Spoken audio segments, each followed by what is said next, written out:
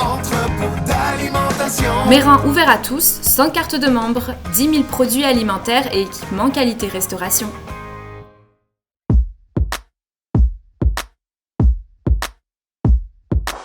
Bonjour et bienvenue à notre balado S'informer pour mieux performer, un balado initié par Détaillant Alimentaire qui va se découper en 3 épisodes. Alors le thème d'aujourd'hui, nous allons parler de la recherche des nouveaux produits et de l'approvisionnement. Pour discuter de ce sujet avec nous, nous avons Stéphane Lacasse. Bonjour Stéphane. Bonjour Marie.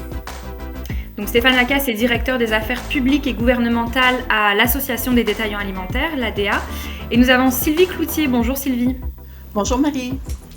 Donc Sylvie qui est PDG du CETAC, donc le Conseil de transformation alimentaire du Québec. Donc pour notre premier épisode, aujourd'hui, nous allons aborder le thème très important et fourni de la relation entre les fournisseurs et les détaillants. Donc on va aborder notamment tous les défis et les perspectives qui en découlent. Alors pour commencer, on va attaquer dans le vif du sujet. Première question. Quels sont selon vous donc, les défis rencontrés aujourd'hui à la fois par les fournisseurs et à la fois par les détaillants de la chaîne d'approvisionnement? Première question que je vais adresser à Stéphane. En fait, en introduction, j'aimerais dire qu'il y a la pandémie a fait un peu de changement dans notre secteur. Avant la pandémie, on voyait beaucoup d'abondance dans le secteur alimentaire. Il y avait une notion aussi de grande variété. La pandémie a amené de nouveaux défis au niveau de la chaîne d'approvisionnement, a amené des défis. Premièrement, on a toujours eu un enjeu de main-d'œuvre, que ce soit chez nous au détail alimentaire, chez les distributeurs ou encore chez les fournisseurs, mais c'est accentué avec la pandémie. Il y a eu des fermetures d'usines, il y a eu des cas dans des usines, il y a eu des cas aussi dans les magasins, dans les centres de distribution. Ça fait en sorte que le paradigme a changé au niveau de la distribution alimentaire. Ça fait en sorte que le consommateur était habitué à beaucoup d'abondance, beaucoup de variété. Maintenant, c'est plus difficile. Donc, ça fait en sorte qu'on doit se serrer les coudes entre fournisseurs et détaillants. C'est une relation, puis je pense que c'est vrai pour compléter, qui est nécessaire et qui est inévitable. On ne peut pas, en tant que détaillant, faire fi des réalités de nos fournisseurs et nos fournisseurs ne peuvent pas faire fi des réalités des détaillants. On est intrinsèquement liés, donc il faut qu'on se comprenne, qu'on travaille ensemble, puis qu'on trouve des solutions communes, parce qu'un fournisseur sans détaillant, ça ne fonctionne pas, et un détaillant, encore moins sans fournisseur, c'est une épicerie vide. Donc, cette relation-là est super proche, puis on a des réalités qui se ressemblent, on a des enjeux un peu différents, mais je vous dirais qu'au bout de la ligne, puis je vais laisser la parole à Sylvie, mais je pense que nos deux réalités sont complémentaires, puis on ne peut pas vivre un sans l'autre.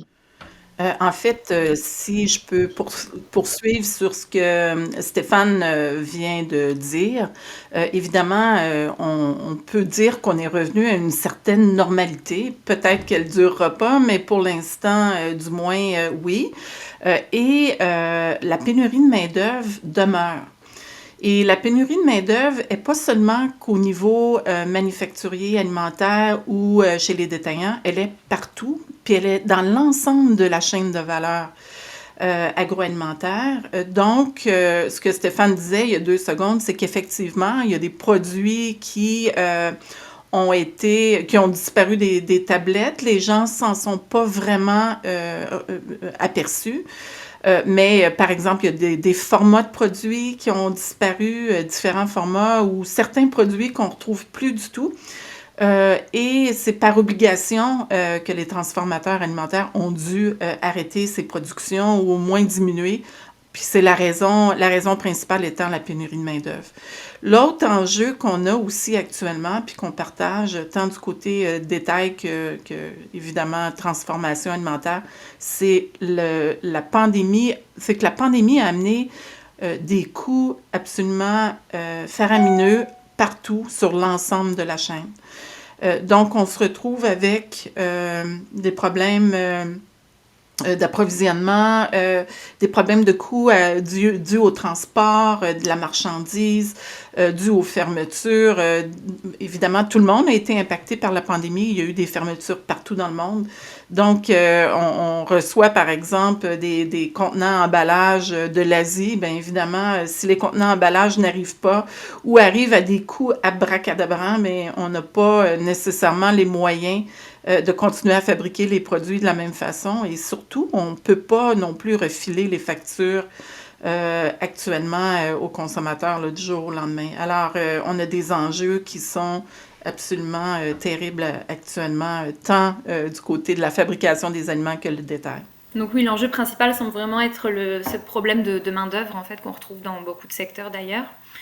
Stéphane, tu parlais de l'importance de travailler ensemble, de collaborer ensemble entre les deux parties. Est-ce que vous avez l'un ou l'autre des exemples de collaboration à citer, de nouvelles initiatives qui ont été mises en place pour répondre à ces problèmes? Ben oui, il y a plusieurs. Pendant la pandémie, les détaillants ont deux modes d'approvisionnement. Soit qui passent par leur centrale d'achat, ceux qui sont avec les bannières, ou encore ceux qui font des relations directes avec les fournisseurs. Puis, je vous dirais que au début de la pandémie, on manquait certains produits alimentaires. Donc, il y a certains détaillants qui se sont dit, oh, ma chaîne d'approvisionnement avec ma bannière, c'est un petit peu difficile. Donc, je vais me retourner vers d'autres distributeurs. Donc, il y a des détaillants qui ont ouvert un peu les yeux. Qu'est-ce qu'ils faisaient un petit peu moins avant? Ils se fiaient beaucoup plus sur leur centrale d'achat. Donc, ils ont regardé au Québec comment je pourrais trouver des distributeurs. Et ça a permis justement, je pense, à favoriser ce maillage-là qui était, moi, j'étais peut-être pas là avant, mais qui était moins présent dans l'esprit des détaillants.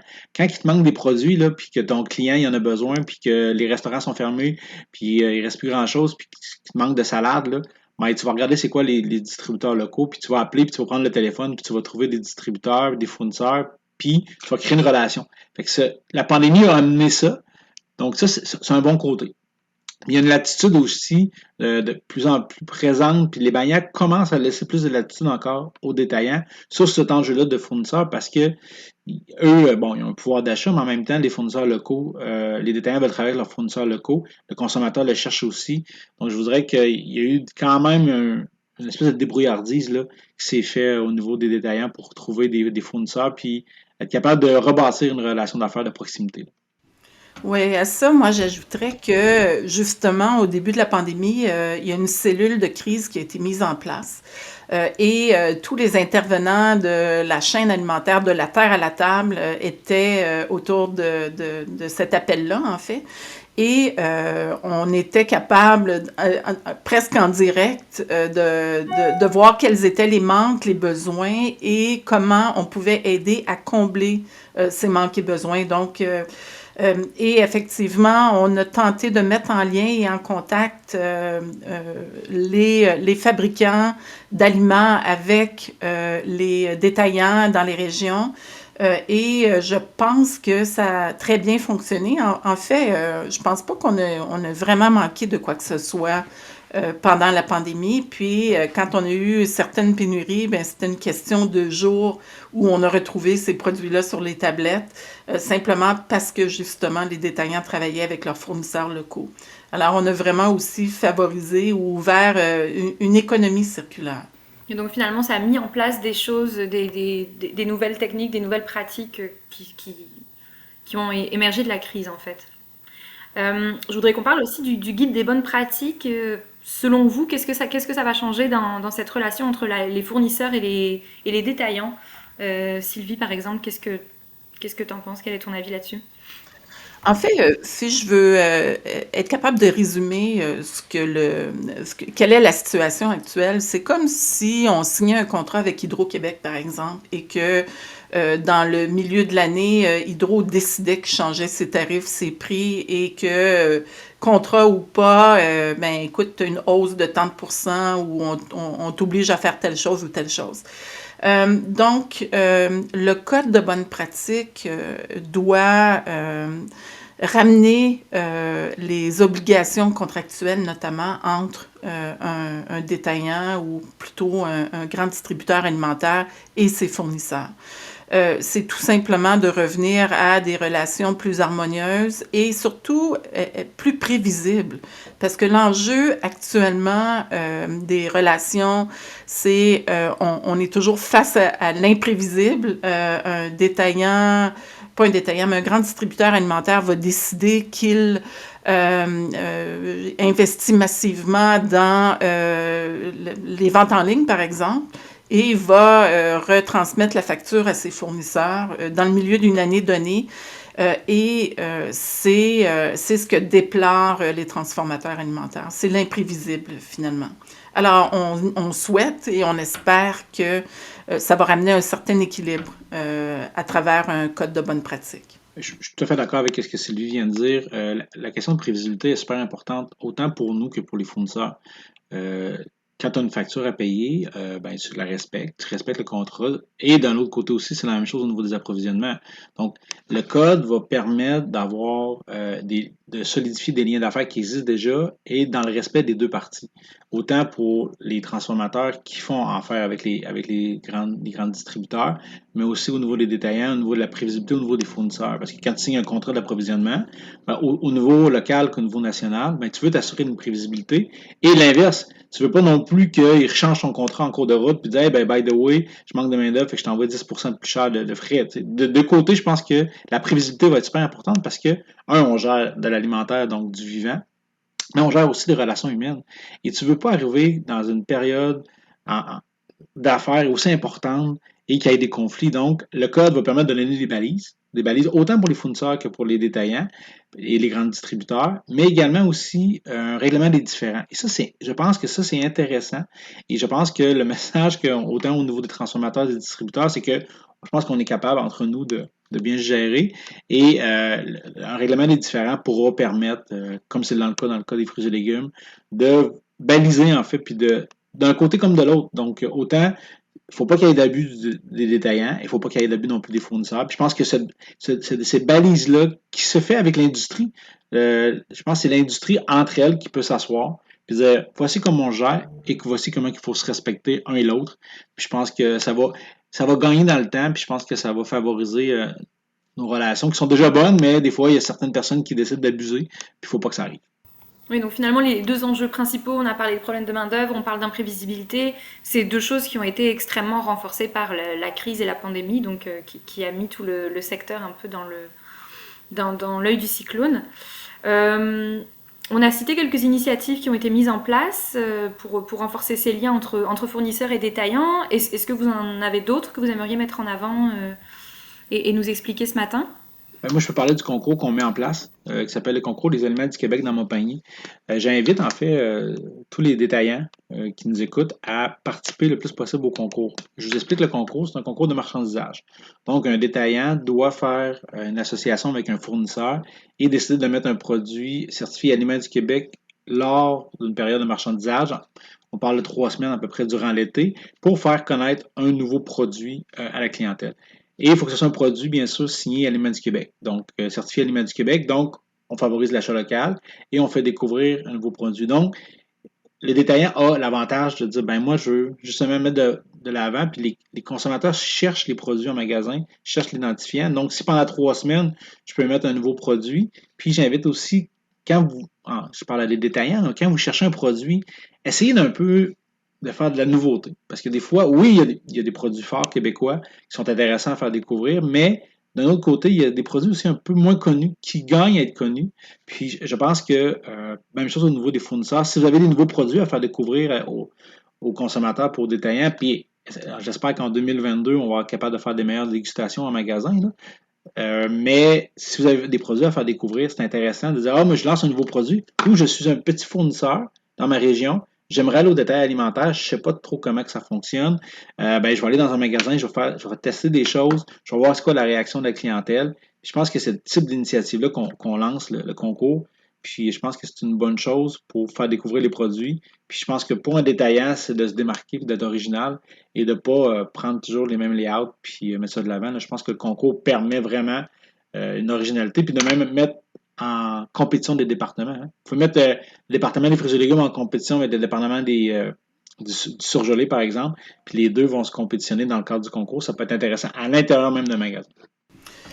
Effectivement, c'est un concours qui est très couru. Nos membres transformateurs s'associent localement avec des détaillants et font vraiment des montages en magasin qui sont impressionnants. Pour l'avoir vu depuis quelques années, c'est vraiment impressionnant. Je veux aussi souligner le fait que la pandémie a mis beaucoup l'accent sur l'achat local, l'autonomie alimentaire et on a vu dans la dernière année ou les derniers 2 ans une augmentation assez importante de vente de produits québécois. Je veux souligner le fait que plusieurs grands détaillants sont des utilisateurs du logo Aliments du Québec, par exemple. Et Aliments du Québec est très présent, vient de lancer une nouvelle campagne, rechercher les logos Aliments du Québec. Et on a la collaboration des grands détaillants, des distributeurs pour la promotion, la visibilité des produits québécois en magasin. Et puis Stéphane peut peut-être en parler un peu plus, mais les détaillants représentés par l'ADA ont aussi l'opportunité d'acheter un pourcentage de produits québécois, locaux. Et moi, dans ma petite municipalité, on a deux grandes bannières, évidemment, des marchands, je les nommerai pas, mais qui mettent vraiment en valeur les produits québécois puis les produits locaux dans leurs magasins. Donc, je ne sais pas, Stéphane, peut-être que tu peux expliquer comment on peut vendre ce qu'on appelle, nous, le backdoor ou la vente directe à travers les détaillants, mais c'est une opportunité en or pour les petits transformateurs locaux, les petits artisans, de vendre des produits directement à travers leur épicier local. Ben, effectivement, Sylvie, tu amènes un bon point. Le détaillant a, comme j'en parlais tantôt, deux possibilités, passer par sa centrale d'achat. Par exemple, pour les marques nationales. Je veux dire, on n'ira pas voir Kraft directement, on n'ira pas voir Krispy Kreme à Montréal directement, ça passe par la centrale d'achat. Par contre, on peut aussi s'asseoir directement avec notre fournisseur local, régional, dire, je donne un exemple, les délices du Lac-Saint-Jean. À l'époque, au Saguenay-Lac-Saint-Jean, c'est un petit transformateur qui voulait faire connaître les produits dans sa région et avait fait des petits pots avec les délices du Lac-Saint-Jean. Donc, on dit, ben, comment je peux, moi, rentrer à l'épicerie? J'ai le goût de faire connaître les produits, je fais un beau produit, ben, je vais aller voir mes épiciers du coin. Je vais aller voir les IGA de Lebeau, je vais aller voir les IGA Roberval, je vais aller voir le Provigo à Alma. Donc, je vais aller voir mes détaillants locaux, puis je vais trouver des ententes directes avec eux. Donc, je ne suis pas obligé de passer par Sobeys, Métro ou encore Lobla. Je peux directement faire affaire avec mon détaillant. Je signe un contrat d'approvisionnement, je signe un contrat, puis l'avantage que ça a aussi avec un détaillant alimentaire, contrairement à d'autres types de commercialisation qui est le marché public ou encore la vente à la ferme, ça permet d'avoir une garantie de volume d'achat. Puis ça, pour un transformateur, Sylvie, tu me corrigeras, mais c'est intéressant parce que le détaillant peut dire, regarde, moi, je te l'achète, là, mais il faut que tu me fasses l'approvisionnement pour tant de mois, on va s'asseoir, on va regarder ensemble, mais s'ils veulent partir un nouveau produit, quand tu as un acheteur qui sécurise tes achats, ben, ça te permet au moins de partir de ta ligne de production puis d'avoir une entente directe avec le fournisseur. Donc, on peut le faire oui, avec des producteurs, mais on fait beaucoup avec des transformateurs parce que, tu sais, je pense dans ton coin, Sylvie, à la canne blanche avec la famille Lambert. Je veux dire, c'est un producteur d'OA qui a décidé, lui, de faire des œufs emballés, puis il décide d'aller chez la famille Lambert. Il y a plein d'initiatives comme ça. Puis, même chose ici, moi je suis dans la région de Québec, une personne que je connais qui a décidé de faire des bars énergétiques, c'est associé avec la famille Gagné à Québec, qui ont 6 magasins. Ben, elle a commencé comme ça. Avant d'être référencée chez IGA, chez Métro ou chez Provigo, ben, commencer par le local parce que, ça te permet de tester, mais il y a des gens qui font l'inverse, qui veulent tout de suite aller chez Sobeys, mais c'est pas la même game. Donc, puis cette relation-là, elle est super intéressante, puis ça fait connaître les produits aux clients. Puis il y a un peu, je me trompe, là, mais un peu une fierté aussi. Moi, j'aime ça quand je vais me promener à travers le Québec. Là. On peut juste faire ça pendant la pandémie là, au Québec. Donc, mais j'aime ça aller dans des supermarchés, de voir les. Ah, ben, je connaissais pas ça. Puis pourtant, on est dans le secteur. Quand tu te promènes un peu, tu dis, ah, ben, ça vient de. Ah, c'est juste en Gaspésie, c'est juste produit en Gaspésie. Donc, c'est intéressant. Mais le détaillant aussi a une responsabilité. Je veux dire, après ça, il faut qu'il le mette de l'avant. Parce qu'il peut faire une entente avec le transformateur, mais il y a une responsabilité de le mettre de valeur puis d'amener ce côté un peu chauvin régional, mais je pense que ça permet de faire connaître des beaux produits. Puis après ça, ben, si le transformateur commence à se faire les dents, guillemets, avec quelques détaillants, peut viser une deuxième région, une troisième région, puis c'est même qu'on va croître notre économie. Là. Puis Stéphane, comme tu le sais, il y a plusieurs petits produits locaux qui ont démarré grâce à l'appui d'une famille dans une région et puis qui ont connu un grand succès, qui leur permet de passer une production plus importante et évidemment de faire connaître leurs produits à travers le Québec et sinon ailleurs. Alors, cette relation-là entre un petit fabricant ou un artisan local et son détaillant local a permis à plusieurs ou permet de favoriser une vente de produits beaucoup plus importants, juste le faire connaître localement puis que les gens en parlent. Alors, c'est vraiment une opportunité en or que plusieurs saisissent et qui vaut vraiment la peine. C'est un peu le modèle des microbrasseries au départ. Les microbrasseries, je vous dirais, il a reculé il y a 10 ans, là, on avait la Boréal, on avait la Belle Gueule, on avait Unibro était une microbrasserie, maintenant été racheté par Slimane, mais à la base, on avait quelques micros, puis c'était beaucoup au niveau régional. Là, il y a une explosion de la microbrasserie, mais en même temps, les micros ont pris ce modèle d'affaires-là, ont brassé régionalement, ont été voir les détaillants, puis on veut vendre notre bière dans les commerces, puis bon, maintenant, certains détaillants qui ont pris de l'ampleur au niveau de la microbrasserie, mais à la base, c'était la bière de la place, qui allait au détail, puis que les gens commençaient à découvrir. Donc, je pense que ce modèle-là, je pense qu'il est intéressant, puis je pense qu'il nous permet de se différencier en tant que détaillant propriétaire, et donc ça nous permet d'avoir une couleur, puis je vous dirais que si tu veux te démarquer comme propriétaire de magasin, comme gérant de département, ben, fais des affaires directement avec tes marchés locaux, puis avec tes entreprises locales, puis tu vas bien plus rayonner que si tu fais juste du placement de produits de ta grande chaîne. Oui, donc finalement, ouais, le local, les aliments locaux, c'est vraiment une relation gagnante, aussi bien du côté du fournisseur que du détaillant. On arrive déjà à la fin de ce premier épisode. Merci beaucoup pour votre participation, Stéphane et Sylvie. Merci. Donc, premier épisode où on parlait de cette relation fournisseur et détaillant. Chers auditeurs, je vous invite à écouter tout de suite le deuxième épisode dans lequel on va parler des marques privées. Merci beaucoup et à bientôt. Au revoir.